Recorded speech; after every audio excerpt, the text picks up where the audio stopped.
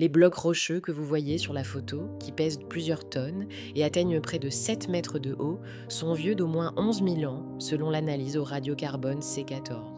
Ce ne sont que quelques-uns des nombreux piliers qui constituèrent la colonie de Göbekli Tepe, à la frontière entre la Turquie et la Syrie. La civilisation qui a construit ce site et d'autres sites similaires n'a toujours pas de nom. En fait, jusqu'à récemment, leur existence était totalement inconnue. Nous connaissons cependant quelques éléments à leur sujet. Ils ne pratiquaient pas l'agriculture, puisque toutes les graines trouvées à Göbekli Tepe sont sauvages et non cultivées.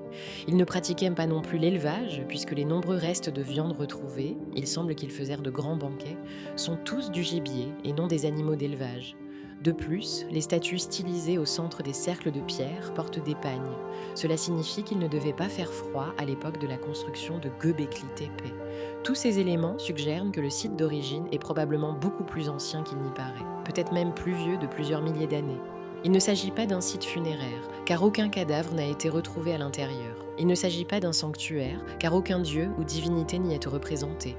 Il ne semble pas s'agir d'une ville ou d'un village, car il ne semble pas y avoir de source d'eau appropriée pour étancher la soif d'un grand groupe de personnes. De quoi s'agit-il alors? Sur les murs de Göbekli Tepe sont gravés des centaines de serpents qui descendent d'en haut, du ciel.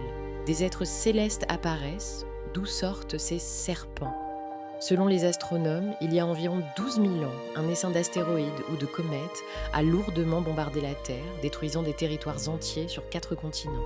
Il s'agissait d'une dévastation considérable. Göbekli Tepe est probablement un mémorial de cette époque où des serpents de feu, c'est-à-dire des fragments de comètes tombant d'en haut, ont détruit le monde. Mais si Göbekli Tepe est un mémorial du cataclysme qui nous a frappés il y a quelques 12 800 ans, où sont les villes des bâtisseurs?